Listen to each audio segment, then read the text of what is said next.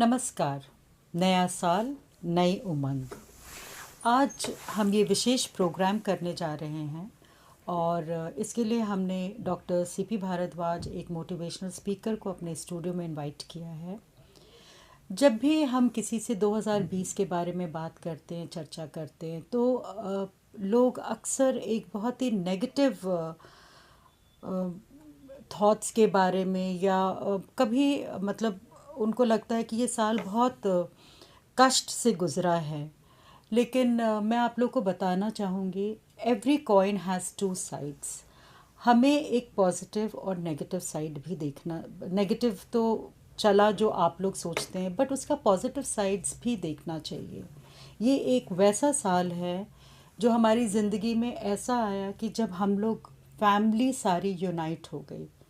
अगर आप समाज की भी तरफ से देखेंगे तो पूरा समाज यूनाइट हो गया। हम एकजुट होके इस कोविड-19 के दौरान इस बीमारी से हम लोग एकजुट होके लड़े। हम लोग ने ये ध्यान दिया कि कोई भी इंसान इस शहर में भूखा ना सोए। माँ बाप से पूछिए, मैं बहुत सारे माँ बाप से इंटरेक्ट की हूँ और बहुत सारे माँ बाप ये कहते हैं कि ये एक ऐसा साल है उन्हें अपने बेटे बहू के साथ समय मिला बिताने के लिए। बच्चे बोलते हैं कि मम्मी आज बढ़िया बढ़िया खाना बनाती है। सो अगर हम लोग एक दूसरी तरफ से देखें, पैसा सब कुछ नहीं है। क्या ये प्यार, ममता, ये कोई चीज़ नहीं है? तो इस दौरान ये पीरियड को 2020 को हमें इसका पॉजिटिव साइड भी देखना चाहिए। डॉक्टर सीपी भारद्वाज, आपका हार्दिक स्वागत है हमारे स्टूडियो में। और इसी सिलसिले में हम बात करेंगे क्योंकि ये साल हमने बहुत कम पैसे में गुजारा और हम लोग सब सीखे कम पैसों में भी कैसे अपनी ज़िंदगी गुजार सकते। 2021 के लिए आप लोगों से क्या कहना चाहेंगे? कैसे इनको मोटिवेटेड रखेंगे? सबसे पहले तो मैं टीवी 24 नेटवर्क का बहुत बहुत आभारी हूँ, जिन्होंने आज ये कार्यक्रम आयोजित किया है, जिसमें हम सेल्फ एनालिसिस करेंगे कि 2020 में हमें क्या चीज़ प्राप्त करनी थी जो नहीं कर पाए, वो 2021 में हम कैसे कर पाएंगे। नंबर 2, जो अभी आपने बताया कि 2020 में जहाँ थोड़ी बहुत चुनौतियाँ आई, वहाँ उन चुनौतियों के साथ साथ हमें अपॉर्चुनिटी भी बहुत मिली। वे बच्चे जो कहते थे पापा समय नहीं देते, उनके पास भरपूर समय था पापा के साथ बिताने के लिए, मम्मी के साथ, दादा दादी के साथ।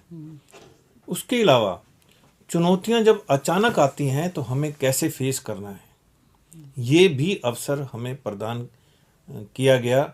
इस कोरोना की वजह से हमें इस अपॉर्चुनिटी का भी हमने फ़ायदा उठाया कि हम अचानक आई हुई विपदा या त्रासदी का सामना कैसे कर सकते हैं। कोई भी तैयार नहीं था, ना सरकार थी, ना समाज था, ना परिवार था, लेकिन सभी ने अपने अपने स्तर पर समाज के लिए, देश के लिए, अपने परिवार के लिए और स्वयं अपने लिए एनर्जी को संग्रहित किया और उस एनर्जी का उपयोग करते हुए हम कोरोना से धीरे धीरे बाहर आ रहे हैं। बिल्कुल। सो डॉक्टर, आप क्या सोचते हैं कि ये जो कमिंग ईयर है 2021, इसमें सबसे ज़्यादा क्या चीज़ इम्पोर्टेंट रहेगा? जैसे मल्टी स्किलिंग है, मल्टी टास्किंग है, ये सारी चीज़ों कितना इम्पोर्टेंस होगा? और अब आप यंगस्टर्स के बारे को क्या बताएंगे इसके बारे में? सबसे पहले तो आपने देखा होगा चित्रा जी के जहाँ पर कुछ व्यापार या कुछ ऐसे एक्टिविटीज़ हैं जो क्लोज हुई हैं किसी कारणवश, लेकिन उसके साथ साथ अनेकों अपॉर्चुनिटी, अवसर हमें बहुत प्रदान भी उससे कहीं ज़्यादा हुए हैं। उदाहरण के तौर पे पहले मास्क की कोई कीमत या कदर नहीं समझता था, सैनिटाइज़र की कोई कदर नहीं समझता था। अब उनकी जहाँ इम्पोर्टेंस हुई है तो वहाँ उसकी सेल, उसकी कई बार क्या है कि इस कोरोना के दौर में बहुत से बिजनेस, बहुत सी नौकरियां, बहुत से पढ़ाई, कहने को तो हम सब डिस्टर्ब हुए, लेकिन केवल डिस्टर्ब नहीं हुए जी। हमें ये भी चैलेंज मिला कि हम ऑनलाइन कैसे पढ़ सकते हैं, हमें ये भी महसूस हुआ कि बाहर की चीज़ें ना खा करके मम्मी या दीदी या दादा दादी के हाथ की बनी हुई चीज़ों में भी कुछ स्वाद हो सकता है। वो भी अनुभव हुआ। और कभी कभी तो हमें जान करके बड़ी खुशी हुई कि पापा को भी कुछ बनाना आता था, और उन्होंने जब समय मिला तो उन्होंने भी बना के दिखाया कि मैं बचपन में ऐसे बनाता था, या ऐसे नहीं ऐसे बन सकता है। हालांकि कंपटीशन तो पैदा हुआ मम्मी और पापा में, लेकिन उसका भी अलग स्वाद है। और बच्चों के अंदर वो भावना आई कि हम मम्मी पापा के साथ रह करके हम डांस कैसे दिखाएं, जो हमने सीखा वो दिखाएं। पापा के पास समय नहीं था, उसको संडे वाले पापा बोलते थे, लेकिन अब समय ही समय था। तो ये मल्टी स्किलिंग जो है ये घर के अलावा भी उतना ही इम्पोर्टेंस रखेगा मार्केट में या जॉब के टाइम पे, इसके बारे में आप क्या कहेंगे? चित्रा जी, मल्टी स्किलिंग तो हर समय और हर जगह जरूरत पड़ेगी। उदाहरण के तौर पे आप कल्पना कीजिए, यदि मैं गाड़ी का ड्राइवर हायर करता हूँ या अपने काम के लिए आवश्यकता हो, सिलेक्शन करनी होगी, तो मैं केवल ड्राइवरी ही नहीं देखूंगा, मैं ये भी देखूंगा कि क्या उसे मेंटेनेंस करनी आती है, बिल्कुल। क्या वो मार्केटिंग के बारे में नॉलेज रखता है, क्या वो उसका बिहेवियर ऐसा है कि मैं अपनी बिटिया को भी उसके साथ भेज सकूं, क्या मैं अपने कस्टमर को लाने के लिए उस पर भरोसा कर सकता हूं।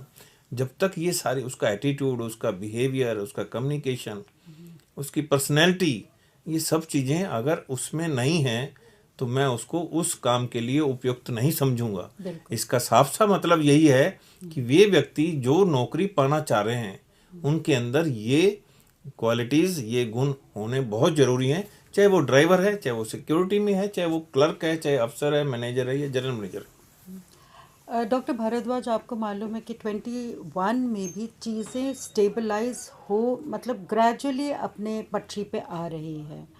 तो इस दौरान आपको क्या लगता है कि बिहेवियर या लोगों का एटीट्यूड कैसा होना चाहिए, टू रन देमसेल्व्स नॉर्मली? वो कैसा एटीट्यूड लेके या कैसा बिहेवियर लेके चलें? मैडम, कई बार हम देखते हैं कहीं भी सामान लेने जाएं, जी। उदाहरण के तौर पे यदि हमने किसी होटल में जा कर के रिसेप्शनिस्ट से कहा कि एक गिलास पानी मिलेगा, उसने कहा वो रखा है गिलास और वो रखा है वहाँ टूटी में जाकर के पी लो। कहने को तो उसने एक ही बात कही, लेकिन उस कस्टमर के ऊपर वो प्रभाव पड़ा कि अगर ये यहीं पे ऐसा बोल रही है तो मुझे होटल में ठहरने के बाद मुझे कैसी सर्विसेज मिलेंगी वो मुझे पता चल गया। तो वो वहाँ रुकना नहीं चाहेगा। बिल्कुल। रिसेप्शन हमारा एक मेन डोर है एंट्री करने के लिए। हमारी कंपनी कैसे है, हमारी ऑफिस कैसा है, हमारा बिजनेस कैसा होगा। कई बार मालिक या जनरल मैनेजर वो तो ट्रेनिंग करके अपने आप को अपडेट कर लेते हैं, लेकिन वो स्टाफ जो डायरेक्ट कस्टमर के टच में आता है, अगर उन्हें ट्रेनिंग हम नहीं देंगे तो केवल जनरल मैनेजर और मैनेजर की ट्रेनिंग ही काफ़ी नहीं है। ट्रेनिंग तो हर स्टेप पे होनी चाहिए, चाहे वो सिक्योरिटी गार्ड है, चाहे वो पीएन है, चाहे वो कैंटीन का एम्प्लॉय है, चाहे क्लर्क है, अफसर है या मैनेजर है। एंड वैसे भी आई थिंक बिहेवियर में ये भी होगा कि पोलाइटनेस हो, मेंटेन किया जाए। सब कोई थोड़े टेंशन में तो रहते हैं, फिर भी अपने दिमाग को ज़रा ठंडा रखने की मानसिक कोशिश संतुलन करें। तो कदम कदम पर होना ही चाहिए। आप देखिए कि एक सेंटेंस है, वर्ड है अच्छा। अब अच्छा किस टोन में और कितने लंबे, कितने रिदम के साथ कहा गया है, कितनी स्पीड के साथ कहा गया है, उसका मीनिंग अलग अलग निकलेगा। बिल्कुल। मान लीजिए किसी ने कहा मैं गाना जानता हूँ, अच्छा गाना भी जानता है, इसका मतलब टॉन्टिंग वे हो गया, यानी उसको एक्सपेक्ट नहीं थी या वो नहीं सुनना चाहता उसकी क्वालिटीज़ के बारे में। एक ने कहा कि पापा मैं पास हो गया, अच्छा वेरी गुड, बहुत अच्छा। तो एक वो हो गया, एप्रिसिएशन हो गया उसका। एक कटाक्ष, अच्छा, एक वो, और एक अच्छा अच्छा सुन ली बात तुम्हारी। तो कहने का अभिप्राय ये है कि वर्ड एक ही है, लेकिन उसका बॉडी लैंग्वेज, उसका रिदम, उसकी स्पीड, उसका वॉल्यूम कैसा है, वो भी बहुत निर्भर करता है। कस्टमर यदि आए वो सब आपके पास है, उसने ऐसी साउंड में बोला हाँ या ना सुनाई नहीं दे रहा। वो बार बार कस्टमर पूछ रहा है, सर मैंने ये पूछा था कि जनरल मैनेजर साहब कब आएंगे, बोल तो दिया तुम्हें कि आएंगे 6 बजे, लेकिन उसकी प्रॉब्लम तो सुने। क्या पता जो 6 बजे का इंतजार कर रहे हैं वो इन्फॉर्मेशन आपके पास हो, या जिनकी वो इंतजार कर रहे हैं आप उनसे कांटेक्ट करके फ़ोन करके उनको सेटिस्फाई भी कर सकते हैं।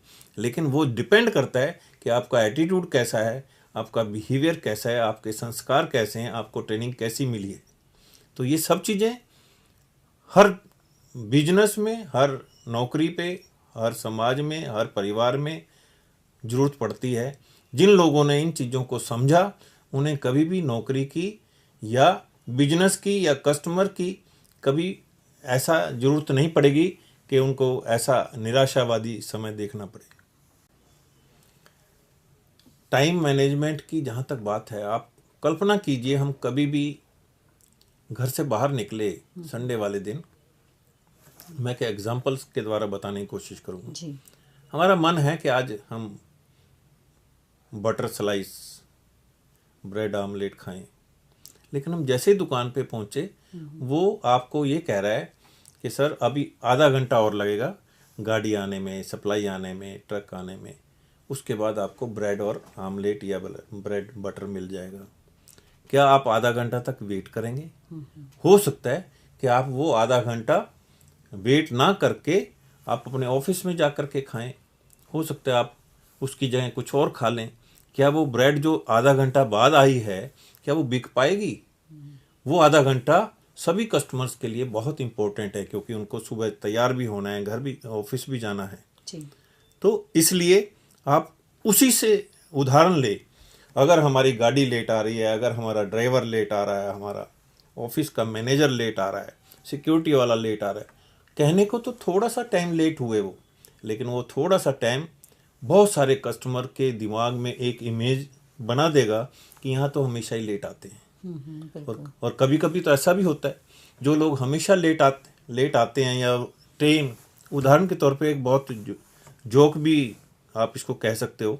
एक ट्रेन 12 बजे आती थी, हमेशा लेट आती थी, लेकिन एक दिन कुदरती वो 12 ही बजे आ गई। तो सब लोग हार लेकर के ड्राइवर के गले में डालने लगे।